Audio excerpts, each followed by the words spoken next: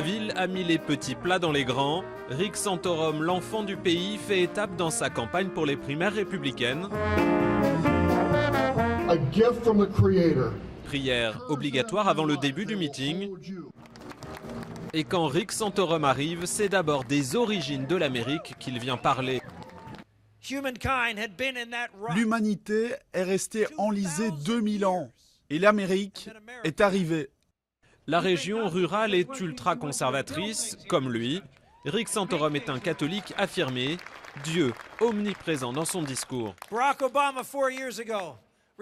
Il y a 4 ans, Barack Obama a décrit cette région de Pennsylvanie comme se cramponnant à ses armes et ses Bibles.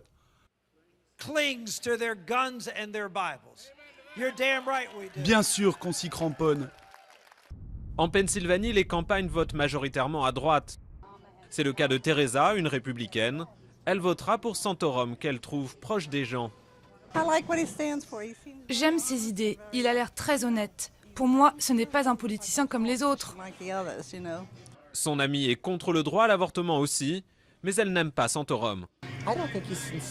Je ne le trouve pas sincère. Il veut juste devenir président et il dira tout et n'importe quoi pour séduire les gens. Rick Santorum a toujours lutté contre le droit à l'avortement et le mariage gay. Mais sur le plan fiscal, il n'a pas toujours été aussi conservateur. Sénateur 12 ans, il a voté pour de nombreux compromis, comme l'augmentation du plafond de la dette, un tabou aujourd'hui chez les républicains du Tea Party. Si on regarde toutes les lois qu'il a votées, comment il s'est conduit toutes ces années, il n'est pas différent du reste de l'establishment de Washington.